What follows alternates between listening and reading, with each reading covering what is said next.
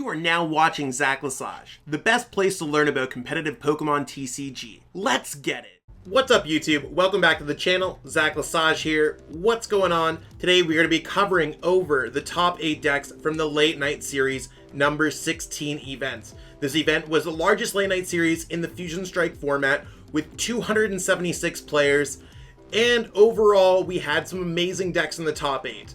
So what I will be doing is providing the link to the standings so you can see all of the lists that are copy and pasteable for the top 8 and for all 276 players. There's a lot of stuff to cover, so let's start looking into this awesome event. So looking over, we had quite a bit of variety in our top 8 of decks, and in the top 16 overall. There was a lot of cool decks within the top 16. Dragapult and Inteleon, and even an Obstagoon deck? What? Like, 276 players, Obstagoon certainly not being a meme. Unfortunately, we gotta cut the line somewhere, and as of right now, we do cover only the top 8 decks. So we had 2 Suicune Ludicolo, we had 2 Ice Riders, we had a Leafeon, a Single Strike, a Jolteon, and a Mew taking it all. So let's start off with James. James with the Suicune Ludicolo deck. So let's see where they started off with. So when it comes to Suicune Ludicolo, I'm actually a huge fan of playing the other Sobble, the one with 60 HP. Now, that's not because I like less HP or anything else like that. The 70 HP is certainly appealing, but I do like the Chilling Rain Sobble, so you could fill up your bench for Suicune V's Blizzard Rondo attack, and it allows you to evolve into Drizziles.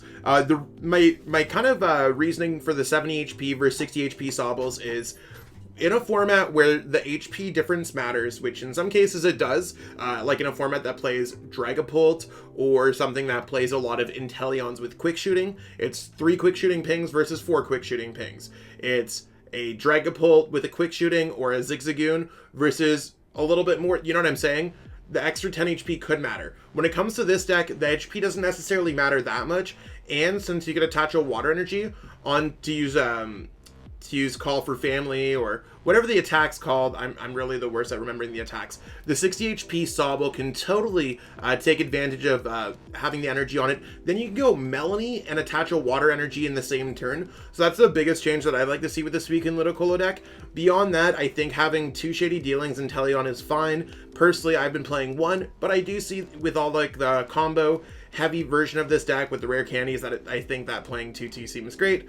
Everything else seems normal. The strategy of this deck is to build up a big bench with Suicune in the active spot using Blizzard Rondo. Then you could use Enthusiastic Dance with Ludicolo to add 100 damage when you're trying to knock out VMAX or anything that you generally can't knock out normally with Blizzard Rondo. Quick Shooting is there for good measure and can sometimes help you bridge those extra cool knockouts.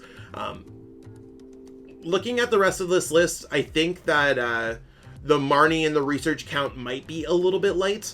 Could be wrong. I think it's a little bit light to me. 4, 4, 2, 2, 2. I mean, the rest of this list looks relatively powerful. So, I mean, just a few slight differences where I'd like to see an increase of Marnie in research or maybe even adding a Shawn in here. I've been really liking Shawn in these types of decks. That could be pretty cool. And just really the Chilling Rain Sobble, the one with 60 HP to search out other things. Overall, Suicune Ludicolo very well positioned in the metagame, so no surprise to see it up here in the top 8 decks. So moving on to number 7, we have Rain. Rain's seen a lot of success at these events in the past, playing an Ice Rider Suicune deck. So a little bit different than the list that Azul used to make top 4. I think the list so far, I'm just kind of going through, seems really good. To me, this seems like a very strong build of the deck. Not really a huge fan of Capture Energy, but I mean, it is what it is. It's fine. The goal of this deck is to really go between Ice Rider and Suicune and decide which one is the better attacker for the better situation. You can sandwich your opponent with a 3 prize card Pokemon, a 2 prize card Pokemon, and either a 2 or 3 prize card Pokemon to force them to draw more than 6 prize cards during the game. I think that that's really where this deck gets strength from. Otherwise, it's a fairly neutral deck. Personally, I don't like this blend of a deck comparatively. I think I like playing either Ice Rider or I like playing Suicune Ludicolo better. But obviously, this deck is powerful enough to make it within the top 8 decks. So, and Rain's a player that always finds their way to the top. of these events. So great job on Rain's deck. Not really much that I would change there. We have Gabe Shumway, one of my really good friends from the East Coast, playing Leafeon. So Gabe doesn't get always the chance to play, but I do like that when Gabe does play, Gabe usually spikes all the way to the top. So far the line looks really good. See, this is one of those decks that, since you can't accelerate all the energies on a turn to a Leafeon to attack after you have a Sobble in the active position, there's no reason to play the 60 HP one here, because that does require you to attach an energy to use the attack. That's why I think the 70 HP is better here. Overall, the line seems really good. I think playing 4 Fan of Waves is a little bit excessive when it comes to this deck, and obviously when you're cutting cards like Galar Mine, I think that they can get a little bit risky, as a lot of decks play multiple stadiums per game. Not entirely sure on the whole Phoebe Palpad package. It might be in response to Zacian Zamazenta kind of peaking a little bit in play, but right now I think that deck's not necessarily as well positioned as other decks, and quite honestly just gets bopped by Mew, so it's one of those things where I think that that could also go away. But those are just some things that I would change for my Leafeon list personally. Other than that, it looks like a pretty standardized Leafeon list overall. So great job to Gabe. The whole strategy of this deck is to increase your opponent's retreat costs with Galar Mine, so you can hit harder with Grass Knot. You could also play Tool Jammer, so you could stop their air balloon overall. So I mean, you also have the quick shooting, you have the Drizzile to search out whatever you want. Really overall a pretty powerful deck. I'm a huge fan. Again, 4 Fan of Waves might be a little bit excessive, but it might have been enough to get through Mew. Not necessarily sure on their journey. I'd like to see what matches they played. They tied a Mew, which I don't know why their opponent tied. They tied another Mew. I don't know why their opponent tied, and then they lost. So out of the matchups, I don't necessarily think it would have necessarily mattered, because Single Strike is already a powerful enough matchup. So I don't think the Fan of Waves necessarily helped them out on their journey, but it is one of those things where it could have been good. Like Ollie with a B, I'm assuming that's Bali, playing Single Strike. I'm definitely a huge fan of the Single Strike variant, going with the 4/4 Houndoom. Always the play. 3-2, 3-1 seems very standard. You could go 2-1, 2-2, 3-2, 4-2, 2-2. Like, you could kind of change these up however you like. 4-4-2 for the 4 battle VIP pass is interesting. I'm personally not a fan of it in this deck right now. I might change my opinion on that in the future as I test it more, but I don't necessarily know if this deck can survive off of the battle VIP passes after the first turn. Like, it's hard to get out of the hands. I think 2 Tool Scrappers is on point, but I'd like to see 1 split to a Tool Jammer. I also think the switch outs are a little bit light, but I could be wrong. It seems like a pretty teched up list, not gonna lie, and not playing 9th energy is a little bit risky, but I think that's also completely fine. Overall, I really don't dislike this list. It seems standard and spicy at the same time. The goal of this deck is to use Single Strike Roar onto your various Single Strike attacking Pokemon, really choosing between Umbreon V, VMAX, Single Strike Urshifu V, VMAX, to determine the best attacker for a matchup. Maybe you need to go through Zamazenta V's Dauntless Shield, go against Jolteon V, or E-Turn, or maybe you need to go against Mew VMAX. Like, you have different types, different type of attacking Pokemon at different attack price points. Whether or not you like Battle VIP Pass, it is a valid option in this deck. My biggest pet peeve is probably just not splitting the Tool Scrapper into Tool Scrapper and Jammer, but I mean, maybe they have a reason to play that. Not entirely sure, but it seems awesome. I think their list looks really good.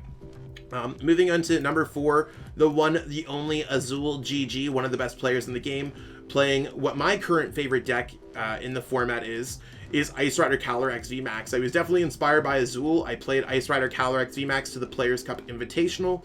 I placed 5th with the deck overall, and I really like the deck going into that event and ever since playing in that event. I think Azul's list is nearly perfect. The only thing, I actually cut something from Azul's list, and I'm actually trying to see where I made the cuts. In general, I think I cut the Quick Shooting Inteleon. Yeah, I cut a Quick Shooting Inteleon from Azul's deck.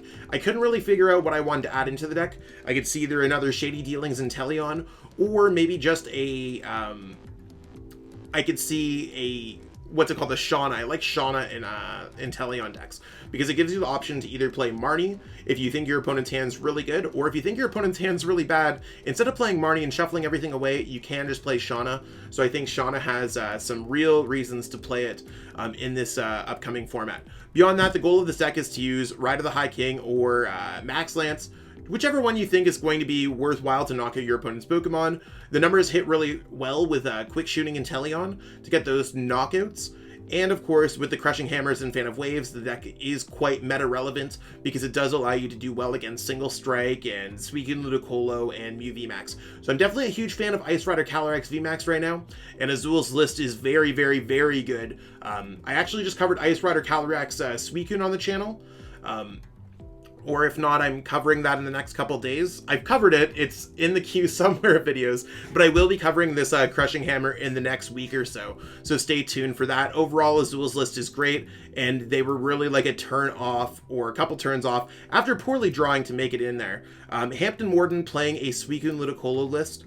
Suicune Ludicolo over here, they're playing the Sobbles that I like, the ones with Keep Calling, not Call for Family. I mean, they're basically the same attack. Overall, I think this list looks pretty much exactly how I would play this list. Maybe one more research is what I'd like to play. I'm not entirely sure what I have in my list that I would cut. Maybe it's Tool Scrapper that I don't play. Maybe I do play Tool Scrapper and I don't even know. Overall, this list looks very good, but I think Tool Scrapper might be a card to go.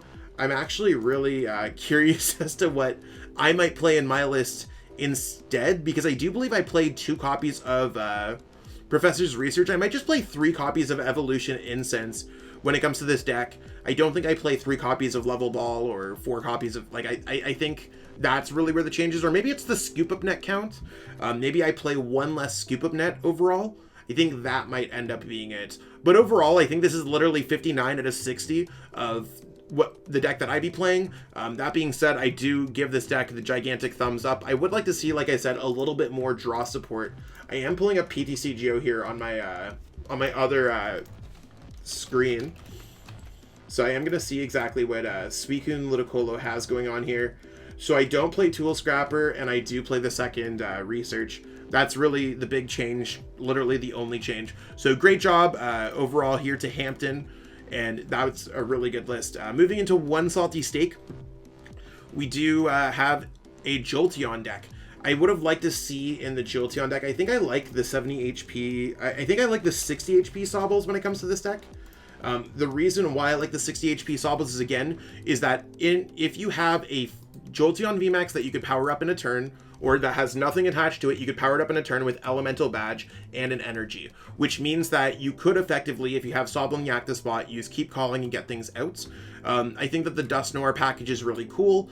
You get the Dusknoir out with the Peonia Dream Ball, so use Peonia, so put up to 3 prize cards into your hands, so you have to put the Dusknoir from your hand into your prize cards, memorize where it is, and then use Dream Ball, you put the Dream Ball in your prize cards. I don't want to get this all confused. You put Dream Ball in your prize cards, because you can only play this card if you took it as a face-down prize card before you put it into your hand. You can search your deck for a Pokemon and put it onto your bench. So that means that you can search your deck for a Dusknoir. So basically, you need to Peonia away the Dream Ball, which you can grab with Shady Dealings, and then you can stop your opponent's special energies and just turn them into colorless energy with no other effect. That can really shut down some popular decks in the format, like Single Strike, while you're using Max Thunder Rumble, doing 100 plus 100 to your opponent's Pokemon if they have damage counters. Overall, this seems like a pretty great list. I really don't see too much different than what I'd like to be playing in my own list. Again, I would switch over to the other Sobble. I'm looking here, maybe playing a Shauna might be better than playing Marnie's. That's something that I might update in my own list. I do like more copies of Cheryl when it comes to this deck overall. Beyond that, I think that the Scoop of Net count might be a little bit heavy when it comes to this deck. But overall, I think it's a very solid build of the deck. So great job to One Salty Steak for making it all the way to finals. Unfortunately, there's no grand finals match for this event. Both One Salty Steak and Golisopod 014 were unable to stream their game. It happens. So I just want to let anyone know if you're wondering where the finals match is. I didn't get a chance to watch it myself. I would have loved to watch out Mew. Mew did come out on top. So we're going to be moving into Golisopod's list of Mew VMAX. Now, when it comes to the Mew VMAX list, I think this looks, again, really good comparatively.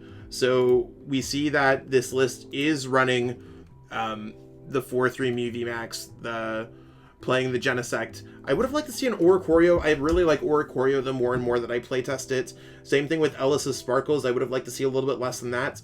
And I find the energy count of basic energies is a little bit low, especially in a format that does play lots of Fan of Waves, and Crushing Hammer certainly can be difficult to deal with when it comes down to this. So again, there's quite a few changes that I'd like to make to this list. Vitality Band is pretty cool, but at the end of the day, it is one of those things where Mew VMAX is going to be one of those lists that are getting discovered in the moment. And I think it's one of those things where Mew VMAX is all about using Cross Fusion Strike, copying something on the bench, usually Techno Blast. If not, you're going to be using Dyna Barrier to stop your opponent's Pokemon VMAX damage. You also have the Fusion Strike system to draw cards. Everything else surrounding that is just really getting out those cards or the few techs that you have of power tablets, but a lot of cards are just in between filler throughout the game as you try to make it through to just attack with Techno Blast. So the deck looks fancy, but it plays out like a glorified Zacian Zamazenta, but for one less energy and with more HP and better draw power. So overall, this is kind of the rich person's Zacian Zamazenta, and I think that's why it's just incredibly aggressive and incredibly effective. So overall, I like Mew VMAX a lot as a deck. There's a lot of changes that I would make personally with this deck, but it is something that I can get in, like, it's so subjective and it's so personal that I think Mew VMAX lists are just evolving. So that's what we got going on for these top 8 deck lists. Again, lots of other great deck lists to choose, so if you are in the description, you can copy and paste any of these decks. You can just go right over here, go to the deck list, go copy to clipboard, and then paste it right into PTCGO to see if there's anything else that's really cool. Just because a player didn't make top 8 or top 16 doesn't necessarily mean that their deck is not good. Sometimes players are great and they have a tough day, or sometimes a player plays the right deck list wrong. There's no other way to put it like that. I've definitely had a lot of both on my hand, where I either don't see the success that would net me being in a video, or maybe I just played a little bit rough in the early rounds because I was trying to cook dinner or some stuff. I mean, by all means, I didn't play in this event. I run these events, but it is one of those things where I would feel free to check these out. There's a lot of cool things like this Malamar deck that did really well. Grant Manley played some heavy Zamazenta list with Rusted Shields, so lots of cool things going on there. I mean, there's so many cool decks out there, so if you are looking for something cool, you can copy and paste those right into PTCGO. And that's what we got going on for this video today, peeps. Hopefully you enjoyed watching this video overall, learning a thing or two about what happened at the Late Night Series number 16. These events do happen every single Monday at 8:30 p.m. Eastern time, so by all means check that out. There's also a link in the description. If you have any questions on how to sign up for these events, feel free to join the Discord, also in the description, and one of our many community members will, many nice community members I should say, will help you out with that as well. So by all means, feel free to join there, and if you want to have access to some of my deck lists, my personal deck lists, featured in these videos that I have out days before, or that I update every single day, or however it works, by all means consider becoming a YouTube member with a deck list hookup. That does really help me out as a content creator. I do want to let people know that I do content creation for my job. So it is one of those things that if you are able to help out, that would be awesome. If you're not, feel free to watch content, share with your friends. That does really help out. Giving this video a thumbs up and subscribing to the channel really are some of the best free ways to help out this channel. So I really appreciate all that. That being said, I will catch up with everyone later. Thank you so much for watching. Peace out and have a great day. I truly appreciate you taking the time out of your day to watch this video. It means the world to me. And my goal with this channel is to spread my love of the game and knowledge with our entire Pokemon TCG community. If you haven't already, help signal boost this video to other Pokemon TCG fans by liking it, sharing it with your friends, and subscribing to the channel. Hopefully we reach our goals really soon. Check out this recommended video, and have yourself a great day. Thanks.